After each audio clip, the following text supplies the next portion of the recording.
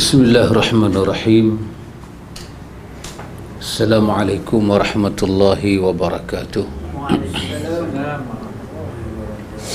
Alhamdulillah, nahmaduhu wa nasta'inuhu wa nastaghfiruh wa na'udzu billahi min shururi anfusina wa min sayyiati a'malina.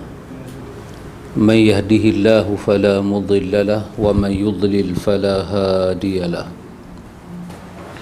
أشهد أن لا إله إلا الله وحده لا شريك له وأشهد أن محمدا عبده ورسوله اللهم آتي نفسي تقواها وزكيها أنت خير من زكاها أنت وليها ومولاها أما بعد إخوة الإيمان إخوة في الدين أعزكم الله وأحبكم في الله.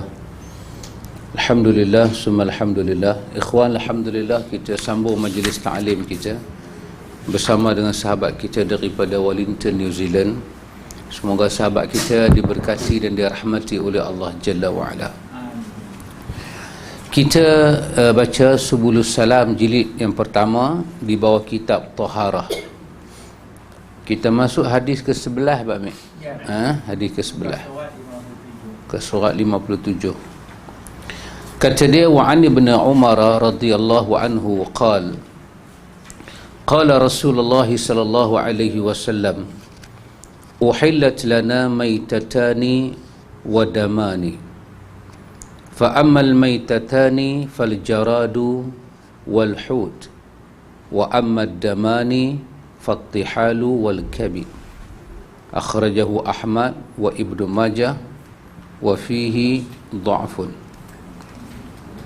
Dari Ibnu Umar radhiyallahu anhuma, dia berkata Rasulullah sallallahu alaihi wasallam bersabda, dihalalkan bagi kami dua bangkai dan dua darah. Adapun dua bangkai iaitu belalang dan ikan, dan dua darah iaitu limpa dan hati. Hadis ini riwayat Ahmad, Ibnu Majah, dan padanya terdapat kedhaifan. Wa fihi dha'fun, ada rawi yang dhaif. Tapi Albani kata sahih. Albani kata hadis ini sahih. Ulama hadis kata hadis ni hadis mauquf tetapi makna dia marfu'. Hadis ni mauquf tapi makna dia marfu'. Pasal apa?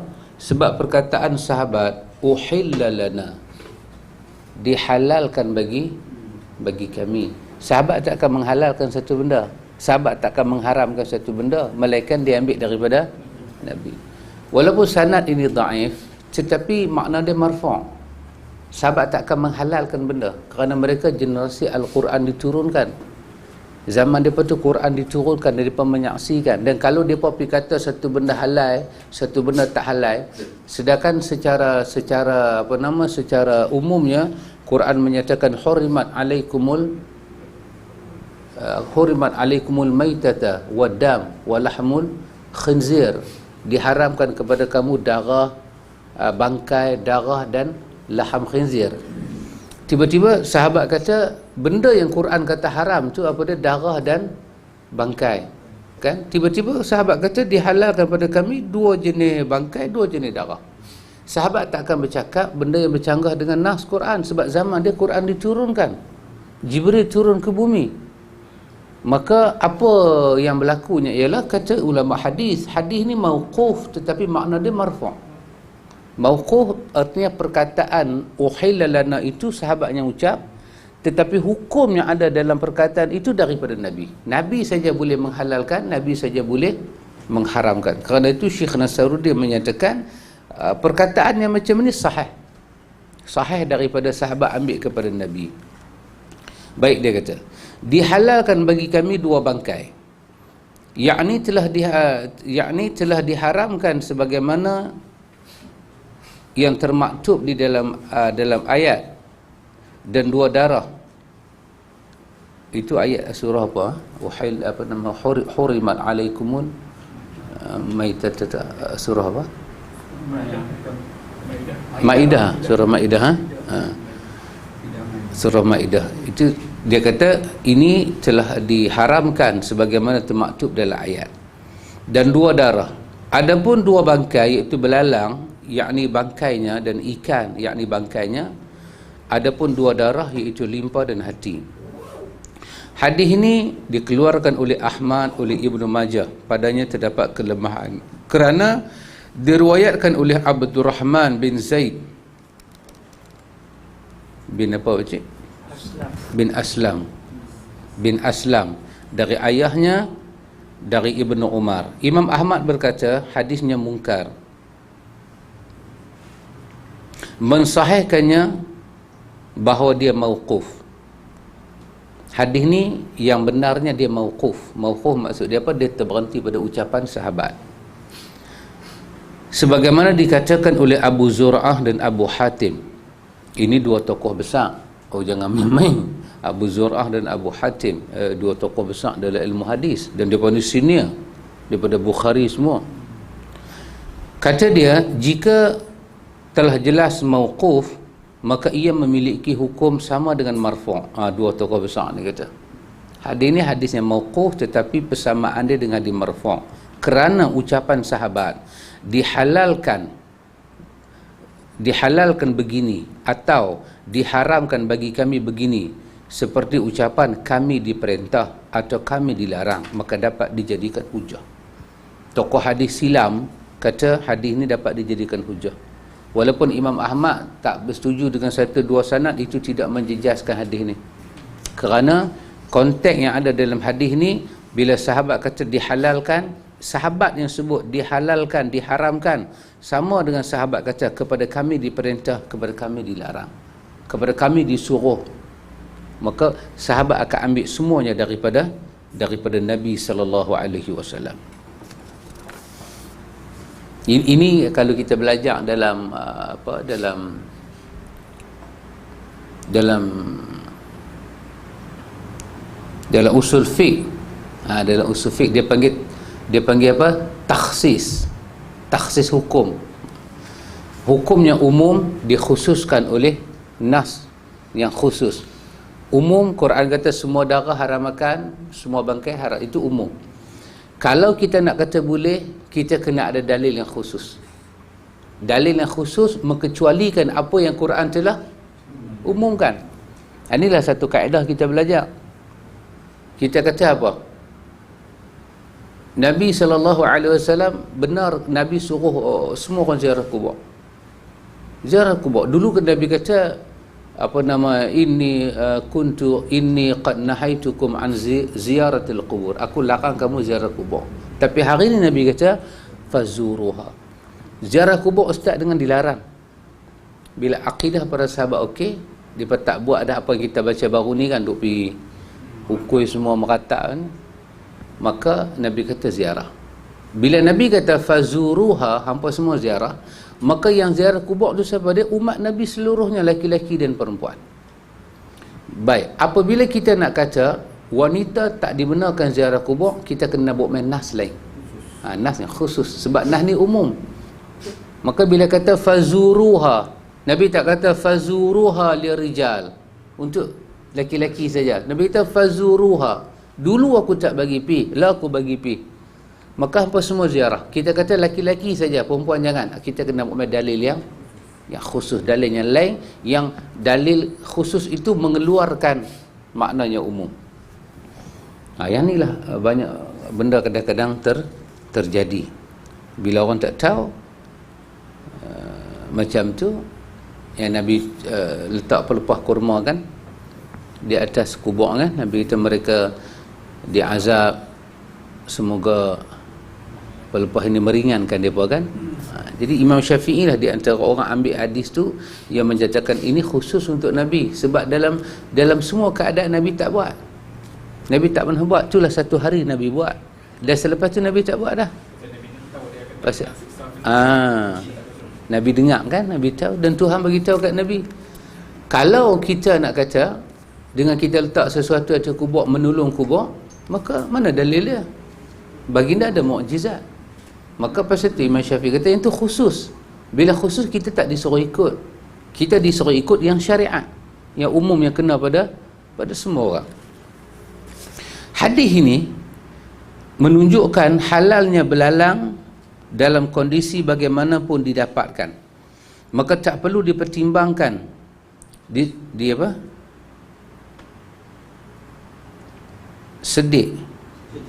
Sedikit pun saya punya ni tulis tak habis. Sedikit pun, baik mati secara normal, alami, atau mati kerana sebab tertentu. Daripada hadis ni kita kata belalang boleh makan. Belalang kita boleh makan, dan boleh makan dia dalam keadaan bangkai, tak payah sembelih. Dia belalang besar-besar tu, belalang kunyit kita panggil tu, duk pergi pegang pisau, bismillah ya Allahu akbar, tak payah. Nabi kata kalau dia mati lagu tu boleh makan. Nabi sebut. Hadis tersebut juga merupakan bantahan bagi yang mensyaratkan kematiannya dengan sebab manusia atau dengan memotong kepalanya, dan jika tidak terkena sebab ini maka diharamkan. Ada ulama kata belalang pun dia mesti mati kerana usaha manusia. Tuan kitab kita San'ani kata hadis tadi telah menolak pandangan ini, sebab dalam hadis ni kata dihalalkan pada kamu dua bangkai. Halal lah, belalang dan ikan. Demikian pun menunjukkan atas halalnya bangkai ikan dalam kondisi bagaimanapun didapatkan, baik dalam keadaan mengapung ataupun tidak, berdasarkan hadis ini juga. Dan juga hadis halal bangkai ikan. Dalam hadis Nabi sebut apa? Fal jaradu wal hut. Jarad ni belalang besar. Hut ni apa? Hut ikan, tapi bukan ikan kecil. Ikan besar, ikan paus. Kalau ikan kecil dia panggil samak, yang bawai ke apa ke, yang tu tak payah dibincang. Tapi hak jenis besar-besar ni, hut kan, jenis tuna besar macam. Jadi maknanya jenis ikan tu kalau nak pergi sembelih pun tak ada masalah. Kalau kita nak pergi potong bahagian leher dia pun tak ada masalah. Tapi kerana dia jenis ikan duduk dalam laut, Nabi kita tak apa, halal. Dia mati terapung ke, cuma kita kena pastikan bila dia mati dia tak busuk lah. Kalau dia busuk dah jadi racun. Yang tu saja.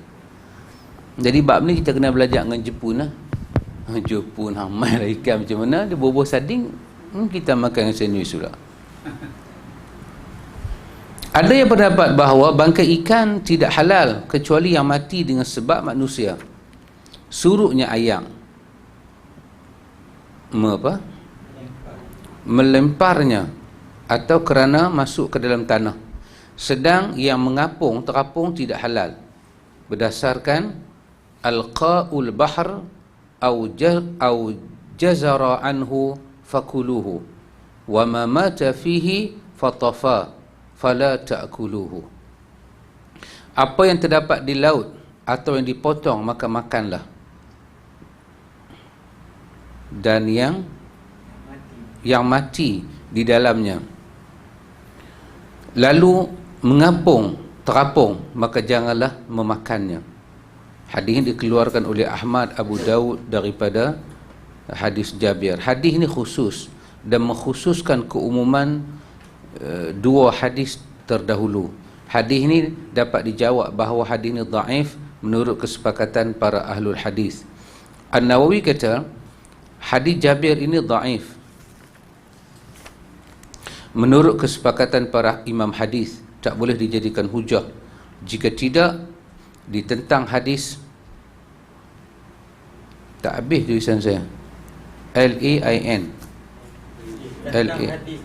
Hadis lain. Namun hadis ni ditentang oleh hadis lain hingga tidak dapat mengkhususkan hadisnya umum. Kerana Nabi SAW makan sejenis ikan paus yang didapat oleh salah seorang pasukan di laut, dan beliau tidak bertanya sebab kematiannya. Kisah ini sangat terkenal dalam buku-buku hadis dan sejarah.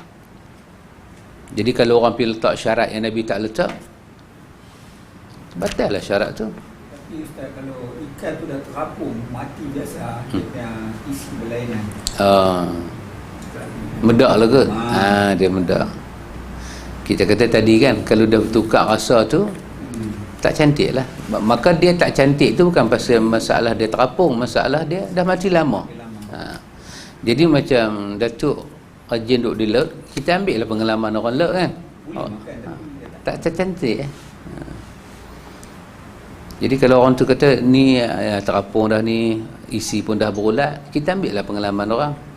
Kita ambil pengalaman orang. Itu pengalaman. Halal lah tak halal. Bila kita pegang, kita tengok ada ulat. Ulat buah, ulat ikan, boleh makan ke tak? Boleh makan. Tak halal, tak haram. Cuma kita lah pakcik, Allah rokok boleh hisap takkan? Allah merepek cakap. Aku ulat tak boleh makan, lebih berteruk pada ulat anak tutup. Ulat tak boleh, ulat buah pula halal kan. Sampai Imam Ghazali sebut dalam Ihya, semua ulat buah halal, termasuk ulat selut, dia kata, ulat tanah.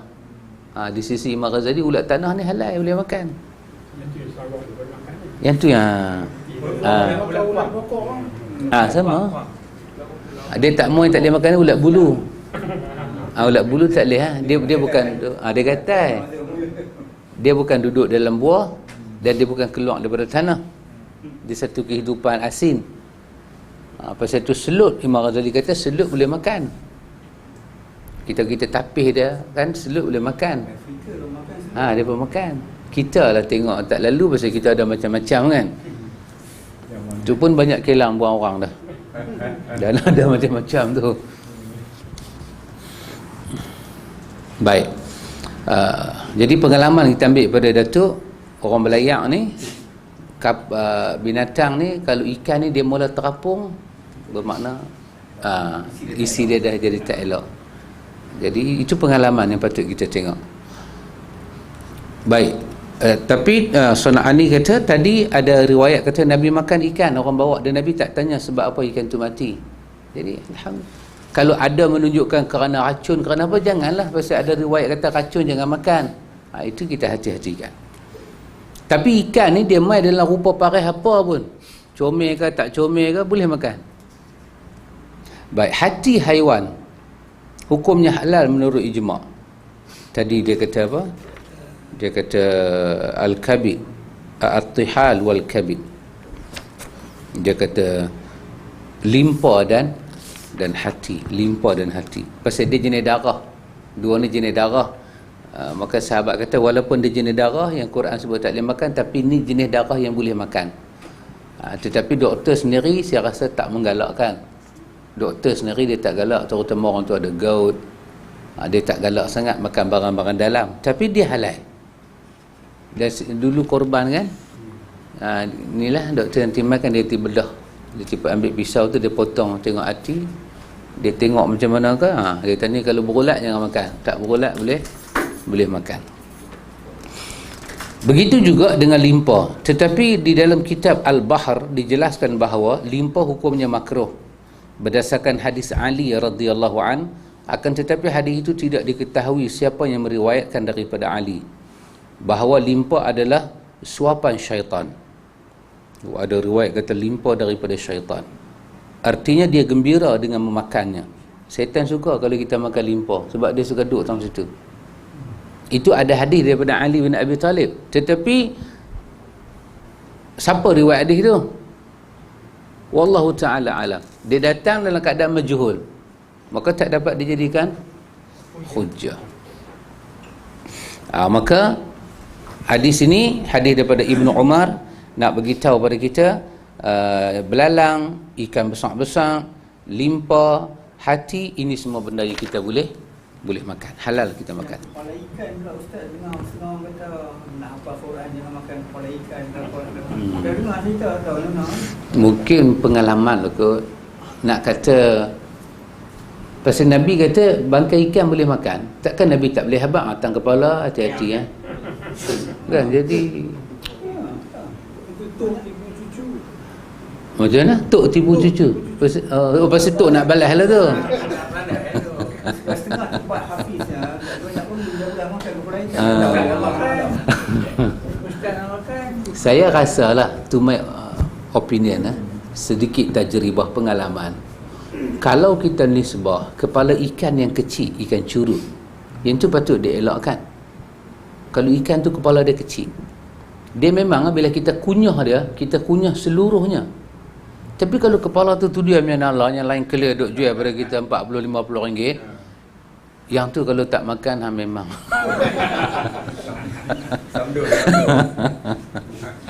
kalau ikan kepala kecil saya setujulah. Biasa pernah ada pengalaman duk rajin makan kepala ikan, kita makan dengan dia punya mata sekali, kadang dia nak ketuak di tangan ni. Dia bila orang tu tanda ketuak, dia rajin makan kepala ikan kecil-kecil, terutama ikan curut. Ikan curut ni dia punya tu tinggi. Pasal tu orang kalau orang yang ada apa itu zat besi lebih ni, apa dia panggil? No Protein zat besi lebih ni, hak satu penyakit ni, zat besi lebih, thalassemia.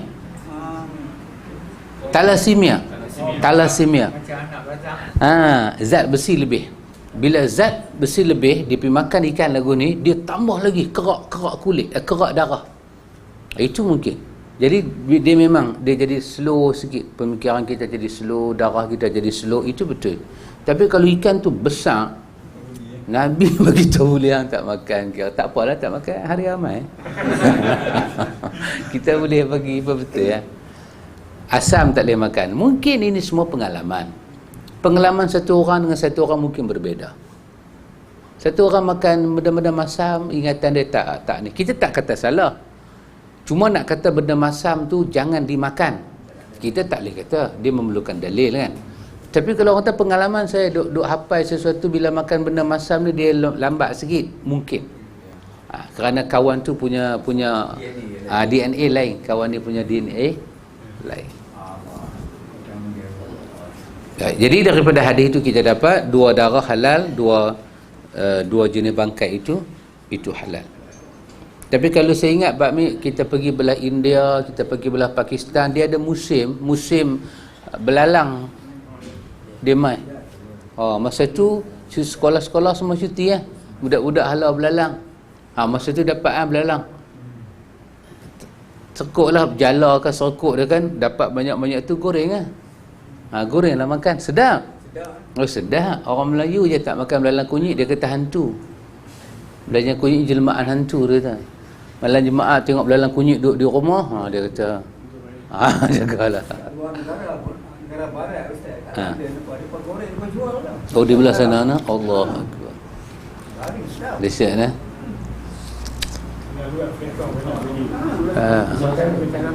dia makan tanaman betul. Habis dia makan. Demas kawan bakmi. Demas kata betul. Sekali Demas seronok tengok tak? Kena 3-4 bulan belah. Sekali mula tengok tu seronok, hambat makan.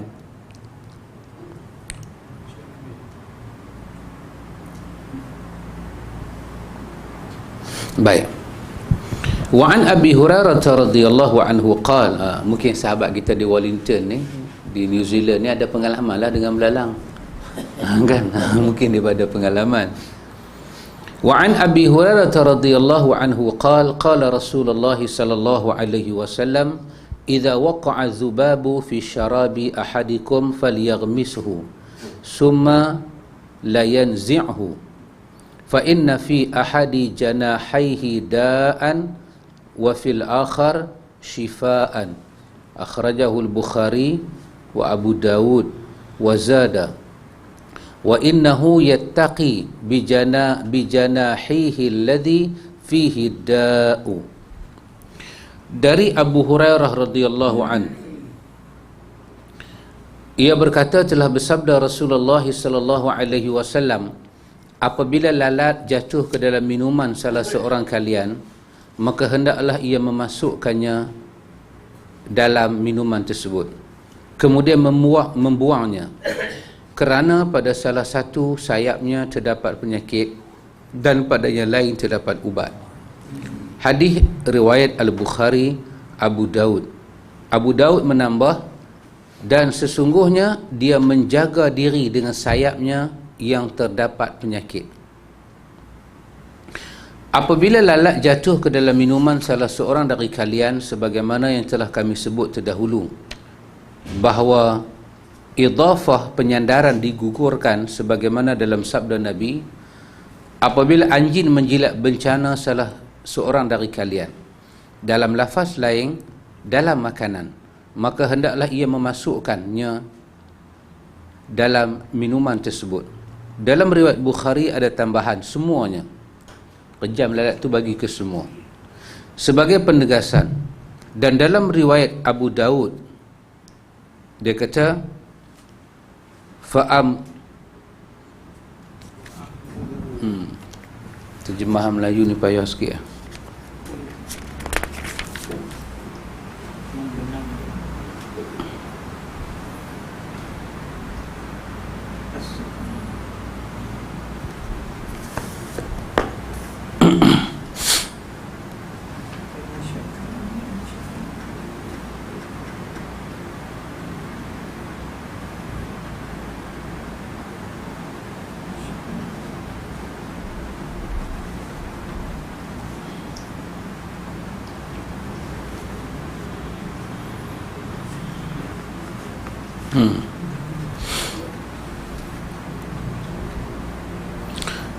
Fa'amquluhu, maka hendaklah kalian benamkan semua dia. Dan dalam lafaz Ibnu Sakan, dan lafaz Ibnu Sakan dia kata fa'amquluhu, bukan fa'amquluhu, famquluhu, fa alif mim qaf lam waw ha, famquluhu, hendaklah kamu pejam dia semua. Dalam lafaz Ibnu Sakan dia guna perkataan fal yamquluhu. Ni fal yamquluhu, bukan dengan kaf, dengan qaf. Fal yamquluhu, maksud dia benam juga. Dalam lafaz Ibnu Sakan juga disebut maka hendaklah dia membenamkan, kemudian dia membuang. Dalam lafaz tersebut menunjukkan boleh menunda dalam membuangnya setelah dibenamkan dalam ayam, kerana pada salah satu sayapnya terdapat penyakit dan pada yang lain terdapat ubat. Ini adalah keterangan perintah membenamkannya dalam ayam tersebut. Dalam lafaz Bukhari disebut summal yatrahu fa innahu fi ahadi janahaihi shifaan wa fihi al-akhar da'an. Kemudian dia membuangnya kerana pada salah satu sayapnya terdapat ubat dan padanya lain terdapat penyakit. Dan dalam riwayat yang lain disebut sebagai suman, yakni di dalamnya ada racun.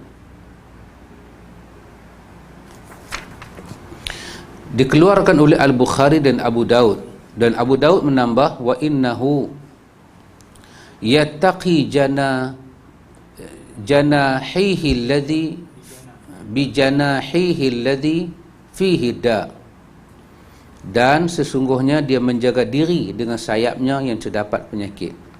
Menurut Ahmad dan Ibnu Majah, innahu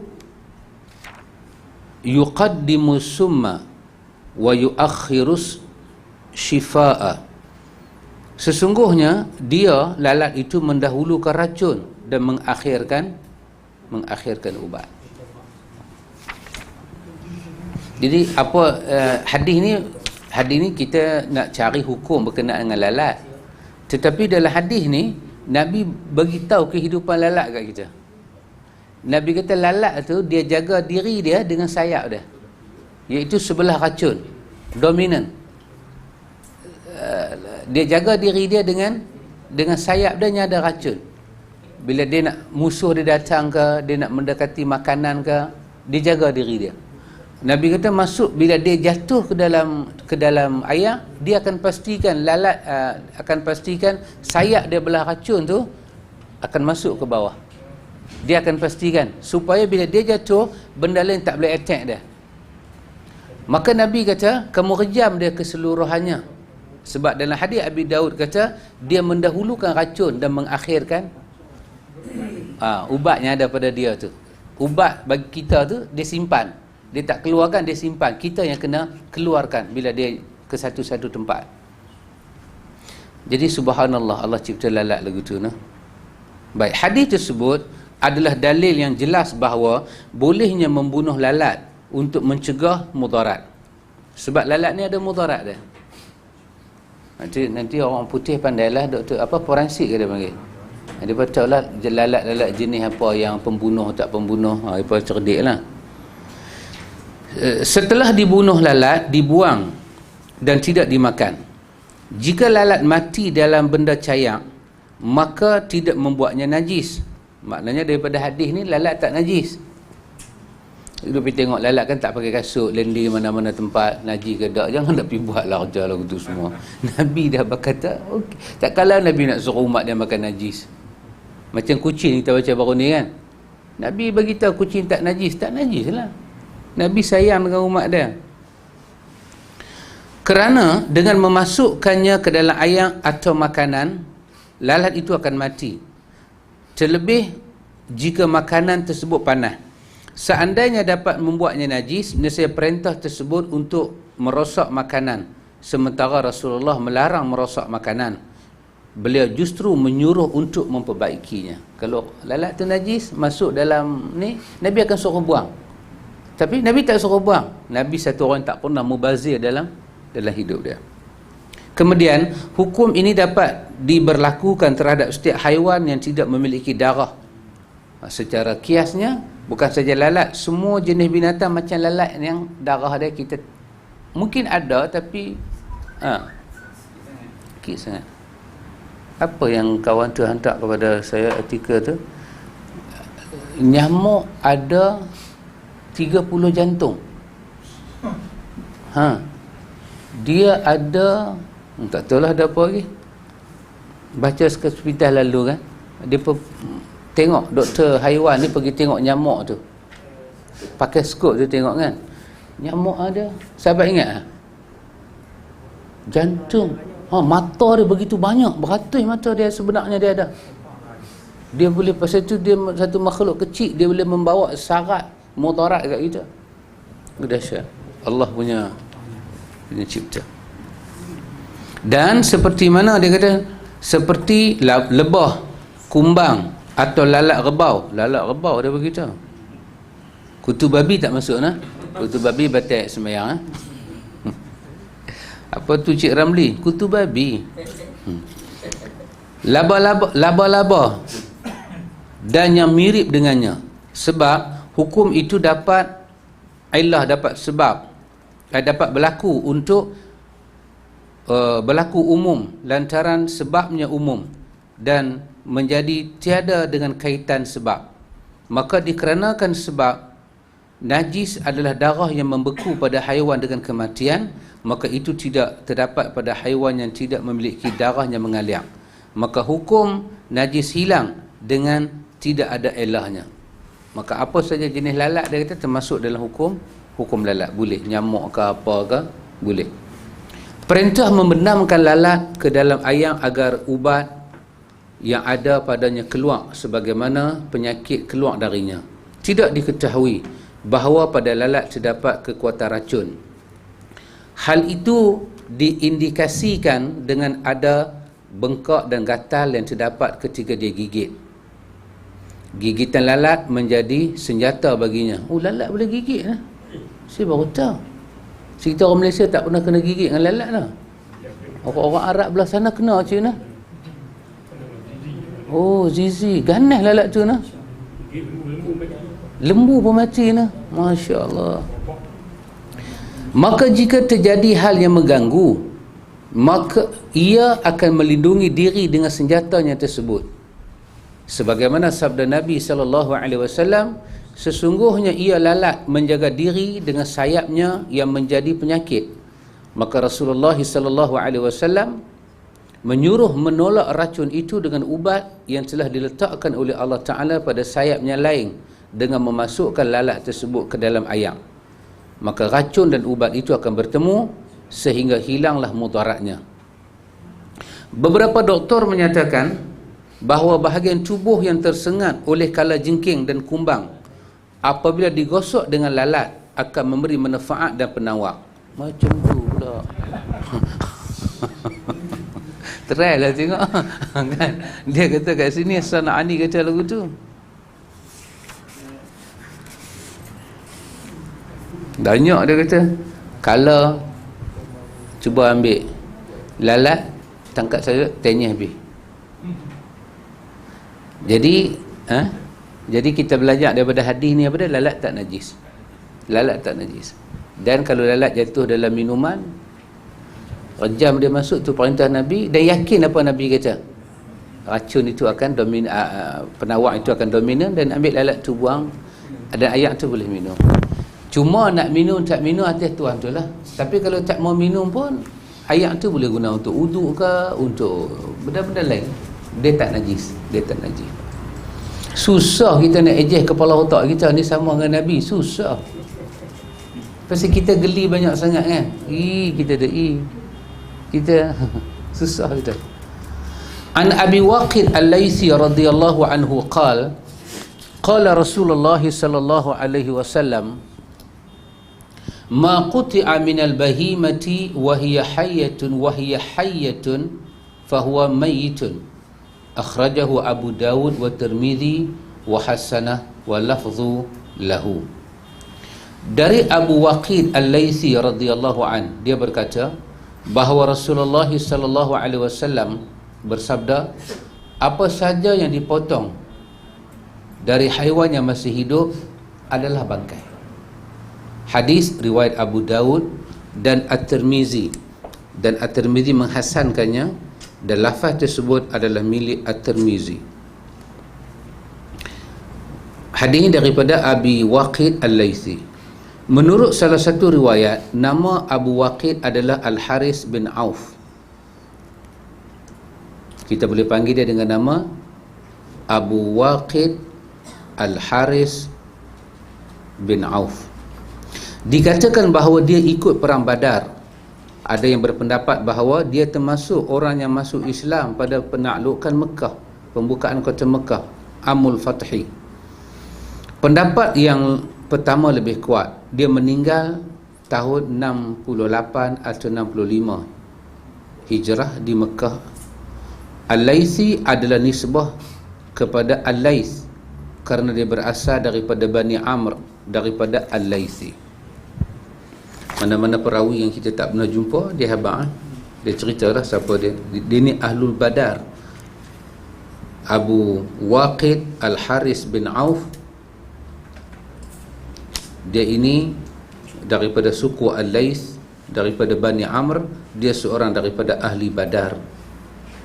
Dia seorang daripada ahli Badar. Oh dahsyat, ahli Badar ni dahsyat. Allahu Akbar. Baik, hadis yang dia bawa kepada kita ini, apa saja yang dipotong daripada haiwan, dalam kamus dia sebut setiap haiwan yang berkaki empat, meskipun hidup di ayak, atau setiap yang hidup yang tidak berakal, itu disebut dalam kamus. Dan di dalam Al-Bahimah adalah anak domba dan kambing. Domba ni apa? Kebau. Oh, domba kebau. Mengadu, oh, bukan ah. Kambing, ada kambingnya. Kambing ah. Biri. Kibas. Kibas eh?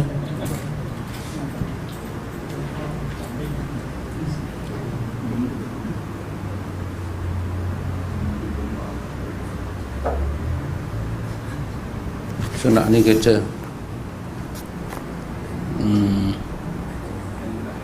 dalam Al-Bahimah mengkhususkan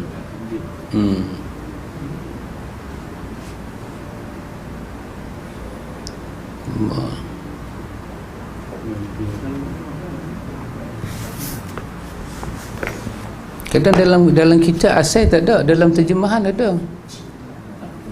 Pening. Kita asal tak ada. Hadis ini dikeluarkan oleh Abi Daud wal Bahimah.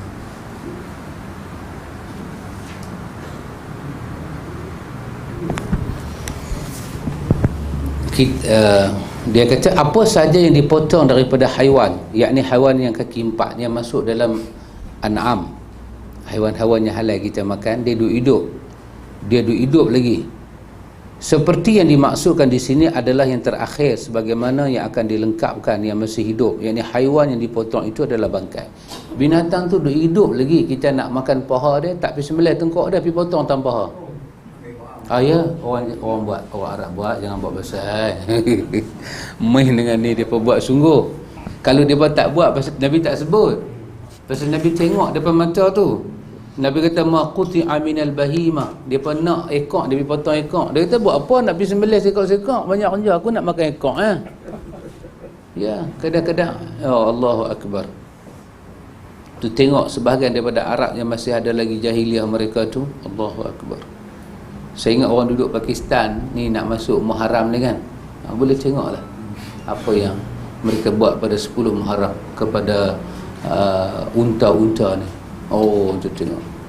Yang kita duk baca ni, wujud 10 Muharram. Dia ambil pisau tu, pacik dia tikam tang badan unta tu. Tarik pisau tu. Dia bagilah pakai cantik-cantik pisau tu. Ada yang dia panah. Meraihkan hari Karbala. Allahu Akbar, 10 Muharram tu. Kita duk puasa, dia pun duk pergi buat macam tu. Itu dahsyat. Jenayah yang mereka lakukan dalam agama begitu dahsyat, sangat dahsyat.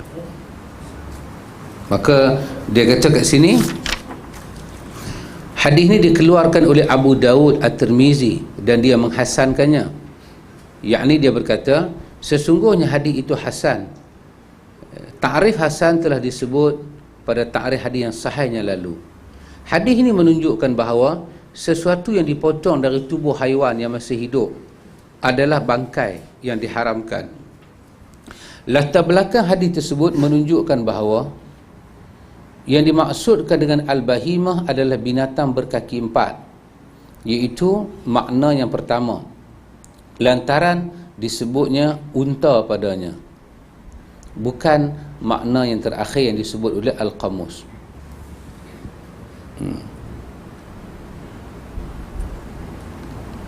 Termasuk dalamnya unta,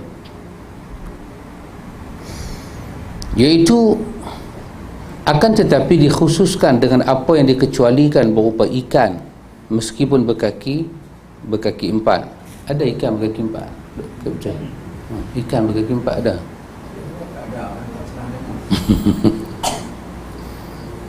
Akan tetapi dikhususkan dengan apa yang dikecualikan berupa ikan meskipun berkaki 4. Bahimah biasanya binatang darat, dia bukan binatang laut. Al-bahimah ni binatang darat. Atau yang dimaksudkan adalah makna yang pertengahan, iaitu setiap yang hidup dan tidak berakal, lalu dikhususkan belalang dan ikan darinya, dan apa yang telah disebutkan yang tidak memiliki darah yang mengalir. Wallahu ta'ala alam, hanya Allah Maha mengetahui. Maka Nabi sebut, ialah saya ingat kalau belalang main besar-besar lagu tu pun, kalau kita nak makan, kita ialah orang bukan biasa makan belalang. Kadang-kadang orang zaman hari tu dia nak berubat, dia nak ambil tang kaki saja, dia pergi patah kaki belalang.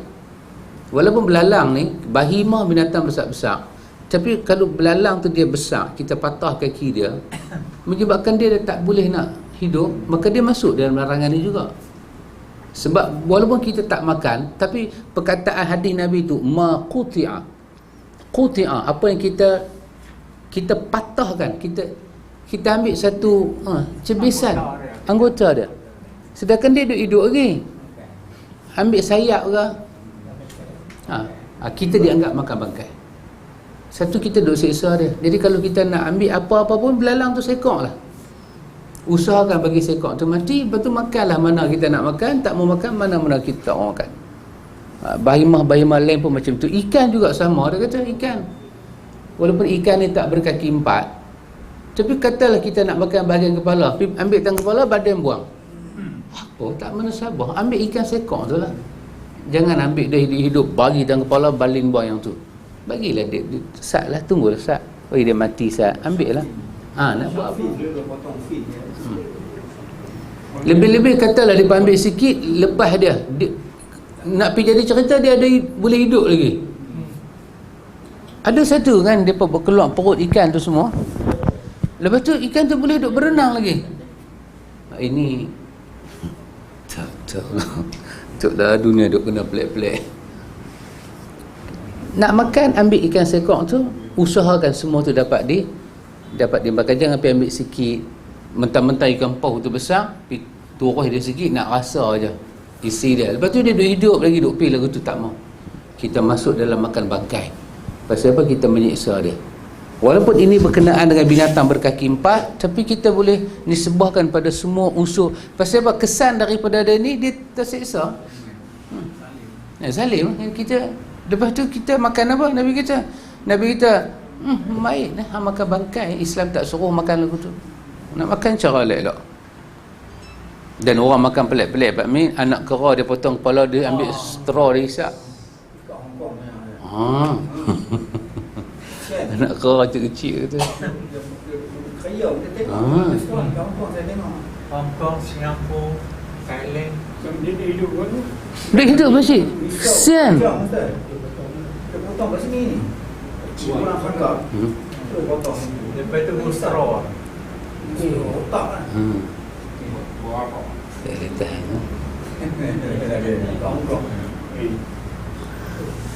Jadi Allahu Akbar.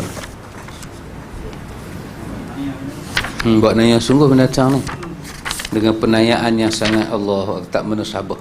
Tak menusabah. Kita akan disembelih dulu. Baik. Satu lagi hadis dan Pak Min, InsyaAllah. satu lagi hadis. Bab baru, bab aniyah, iaitu bab tentang berjana. Bab tentang berjana. An Huzaifah ibn al-Yaman radhiyallahu anhu qala qala Rasulullah sallallahu alaihi wasallam la tashrabu fi aniyati adh-dhahabi wal fiddah wa la ta'kulu fi sihafihima fa innaha lahum fid dunya wa lakum fil akhirah. Muttafaqun alaih. Dari Huzaifah bin al-Yaman, radhiyallahu an, dia berkata Rasulullah sallallahu alaihi wasallam bersabda, jangan kamu minum dengan benjana emas dan perak, dan jangan kamu makan pada piring yang terbuat dari keduanya, kerana sesungguhnya bencana atau piring emas dan perak itu adalah bagi mereka orang-orang musyrik di dunia dan bagi kamu di akhirat. Hadis ini hadis Bukhari dan Muslim. Huzaifah adalah Abu Abdullah Huzaifah bin al-Yaman. Huzaifah dan ayahnya adalah dua orang sahabat Nabi yang mulia. Keduanya mengikuti perang Uhud. Huzaifah adalah pemegang rahsia Rasulullah sallallahu alaihi wasallam. Siapa bapak dia kita baca baru ni? Bapak dia nama apa baru ni kita baca? Al-Yaman tu bukan nama bapak dia. Yaman tu pasal kita kata Huzaifah ibnul Yaman, anak orang Yaman. Baru ni kita bacakan nama bapak dia dalam perang Uhud. Sama-sama tak ingat Mbak Min. Ada Huzaifah kita. Huzaifah adalah pemegang rahsia Rasulullah sallallahu alaihi wasallam. Sekelompok para sahabat dan tabi'in meriwayatkan hadis darinya. Dia meninggal dunia di Madain pada tahun 35 atau 36 Hijrah, 4 malam sebelum terbunuhnya Osman. Madain ni kalau tak silap saya, daripada Madinah nak pergi ke Madain lebih kurang dalam 100 kilo. Kalau sekarang kita ambil bas di situlah. Atas sikit kita jumpa Khaybar, Madain Saleh, perkampungan Nabi Saleh kan. Atas sikit kita boleh tengoklah tempat-tempat yang bersejarah. Banyak sahabat bila Nabi wafat dia tak duduk di Qaryah Madinah tu lagi dah. Dia dalam kota Madinah juga, tapi dia keluar sikit. Kita pakcik nak belajar ilmu tasawuf, nak cuci diri, sampai Huzaifah ni Nabi bercerita rahsia dengan dia. Dia pemegang rahsia Rasulullah. Sampai dia memegang ada benda rahsia daripada Rasulullah. Jadi tak tahu kalau kita tak pergi belajar dengan Huzaifah ni, kita kata sahibus siru Rasulullah ni, adakah orang daripada umat Nabi percaya lebih pada Nabi percaya dia? Dan kalau kita nak masuk syurga, kita nak pergi berzikir dengan zikir apa yang Huzaifah tak zikir, sedangkan dia paling dipercaya. Macam apa nama, Abu Ubadah Al-Jarrah, Nabi kata, tak ada orang paling amanah dalam dunia melainkan Abu Ubadah. Tiba-tiba kita dalam perjalanan meneroka jalan Tuhan ini, tak kenal pun mereka ni, pergi kenal orang lain. Silap banyak. Macam kita baca kemarin kan, Sa'ad bin Mu'az. Apa jadi? Masa hari dia wafat, arash Tuhan itu bergoncang. Malaikat 70,000 datang salat dan malaikat usung mayat dia. Kita kata ada ke di kalangan wali-wali hebat macam tu? Kita yang tahu kalau bini minta talak lah arah bergoncang. Kita tahu dekat tu lah. Kemudian payung mas satu lah. Tapi Nabi kata Muaz tak impit Sa'ad bin Mu'az, kubur tak impit Sa'ad bin Mu'az, malaikat dengan kasih sayang. Macam tu punya orang hidup dengan Nabi sampai Nabi saksi mereka ahli syurga, bersih hati. Tiba-tiba kita nak bersih hati, nak pergi cari siapa lebih bersih hati dari mereka ni? Ada ke? Tu saya kata merepek. Siapa lebih bersih hati daripada orang-orang yang Nabi bagi endorsement mereka ahli syurga? Kita ikutlah tarikat mana pun, belum ada dalam nas tarikat tu masuk syurga. Ikutlah sufi mana pun, tak ada jaminan. Kira hati baik sangka kita lah duk ikut. Tapi orang yang kita duk baca riwayat ni, nas agama, abang kata mereka ahli syurga. Bila mata kita ni, mata hati lah, ada katarak, tengok cik nah, dia nampak tak apa? Tak jelas lah. Kita dah nampak orang dekat-dekat dengan kita, nampak orang tu, nampak orang ni, nampak orang tu, nampak orang ni. Sampai malaikat mengusung mayat dia, Sa'ad bin Mu'az. 70,000 malaikat daripada langit turun, bergegar arash Tuhan hari dia wafat. Dan baru ni kita belajar dia wafat pasal apa cik? Luka di mata dalam perang Khandak kan? Luka. Lepas sebulan dia meninggal. Oh dahsyat penghormatan. Kita tak minat dengan orang macam ni. Tak minat langsung, tak tahu pun riwayat depa. Kita duk minat dengan benda-benda yang what is it? Orang kita kata what is it? Lepas tu kita bangga. Kita bangga. Tak apalah Liverpool lah. Kita Allahu Akbar, apa yang jadi dengan hidup kita ni nah? Kemudian kita rasa jalan kita betul, kita terlupa tengok Quran. Quran kata radhiyallahu anhum wa radu anhu. Allah kata Allah redha. Kalam Quran ni kalam Tuhan, bukan makhluk. Kita duk belajar dah. Allah sendiri kata Allah redha dengan depa. Pun kita tak ikut lagi. Duk ulang dalam Fatihah. Siratal ladzina an'amta alaihim. Jalan orang dapat nikmat. Jalan para sahabat. Pun tak ikut. Pasal tu kita baca hadis, kita baca ni semua ni fiqh sunnah. Imam-imam mazahib arba'ah bila depa nak wafat semua depa kata tinggallah pandangan kami, ikutlah Quran, ikutlah sunnah. Sampai ujung ayat depa. Depa cakap tu bukan kerana depa tawaduk, kerana depa takut pada Tuhan. Depa membawa umat ke jalan lain sedangkan jalan Nabi dah ada. Tapi depa cuba selama hidup depa ni apa yang depa tahu, perkenal pada kita. Tapi kita ni sampai tak mau guna pemikiran dan ilmu Tuhan bagi. Kita akhirnya mengkuduskan orang-orang depan kita. Orang depan kita ni suci, bersih, mustahil salah, mustahil depa macam tu, mustahil depa macam ni. Pasal tu bagi orang yang nak gila masuk tarikat, nak pergi bai'ah tak tentu hala ni, tengoklah dulu para sahabat Nabi punya hidup. Tengok dulu hidup mereka, berjuang mereka. Sampai Nabi punya percaya dekat Huzaifah, Nabi bagi dia ni sebagai sahibus siri Rasulullah, pemegang rahsia Rasulullah. Sampai Umar kata, Huzaifah, ada tak tanda munafik dekat aku? Sampai Umar tanya dia. Oh, Allahu Akbar, Allahu Akbar. Pun demikian, kita tak nampak juga keistimewaan dia pun. Kita duk ratik malam, huha. Lepas tu mimpi pula, mai pula tu, mai pula ni. Akhirnya yang tu jadi agama, selungguk jadi agama kita. Jadi cataract. Dia menutup mata hati kita melihat Tuhan. Dan bila doktor pakar kata ada cataract, doktor pakar ni semua mau cari duit. Kita kata lagu tu. Kita percaya. Tak nampak, pelan lama tak nampak sahabat. Pelan lama tak nampak Nabi. Pelan lama tak nampak orang lain. Pelan lama duk nampak orang lain. Sahabat tak nampak. Mana istimewa para sahabat? Mana istimewa Rasulullah? Berapa kali kita ceritakan, betih Abdullah bin Mas'ud lebih berat daripada Jabal Uhud. Betih saja. Betih saja. Bukan masalah dia. Betih dia yang ditertawakan oleh sebahagian sahabat. Kan? Terkecil gelak. Aduh, tergelak. Dia pun tertawa tu yang Nabi kata. Ya, betul. Tanpa duduk seronok kan. Betih dia akan lebih berat daripada Jabal Uhud. Timbang di mana? Bukan timbang di dunia. Timbang di Al-Mizan.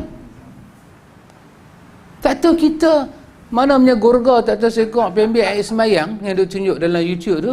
Sampai dia basuh kaki, dia pergi ambil air kaki minum. Sampai budak pakai baju biru tu terkejut. Apa tu? Betih sahabat sama kau dengan kaki gorga kawan tu? Kalaulah ayat kaki akhir zaman ni boleh minum, ayah pen betul. Lama dah orang makan air kaki ayah pen, bau susu lagi. Betul lah ayah pen tu. mati juga dia. Akhirnya kita duk kata dia sesat kan. Orang minum air kaki dia.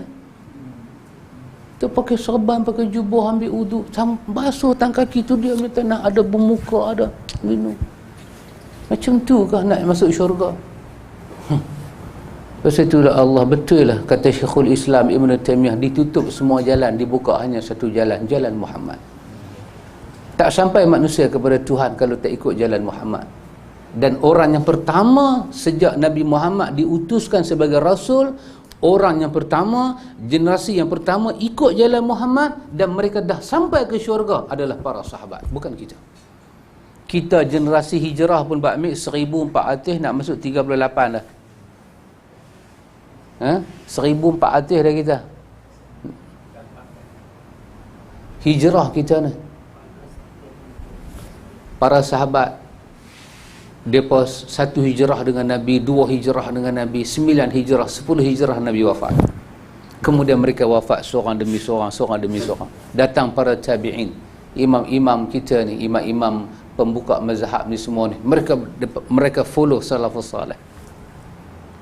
Tak terkenal lah Imam Syafi'i tu dengan macam tu, dengan macam ni, melainkan kita baca baru ni kan pakcik, dalam kiamat dah dekat tu, Imam Syafi'i baca hadis, orang tanya apa pandangan kau, apa dia kata? Ingat aku pakai tali Kristian lah di pinggang aku. Jubah aku ni ingat jubah padri lah, yang ada zunar tu, tali zunar. Ingat aku baru keluar daripada gereja ke? Ingat kita ni sedang jual beli ke? Sehingga aku baca hadis Nabi, hang tanya pandangan aku. Ingat pandangan aku boleh naik ke atas? Marah dia. Dan bila aku bagi tahu hadis tu hadis sahih, kemudian aku tak ikut, dia kata apa? Dia kata saksikanlah zahaba anni aqli, hilang dah akal aku gila. Hari ni kita ikut hadis sampai tak tahu hadis tu sahih ke tak sahih. Ikut dan ikut suka. Allahu akbar. Hari ni kita baca minggu depan lah Pak Mek. Kalau baca ni pergi ke 5, kita baca minggu depan.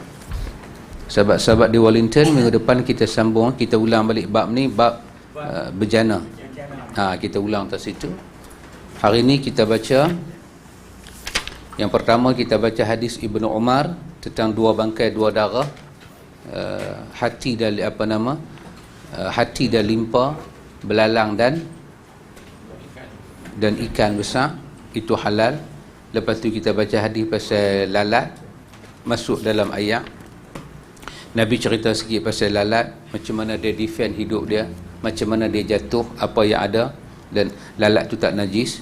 Lepas tu kita baca hadis berkenaan dengan Jangan kita pergi makan bahagian binatang-binatang yang tanpa kita sembelih, pergi cubit-cubit lagu tu aja makan.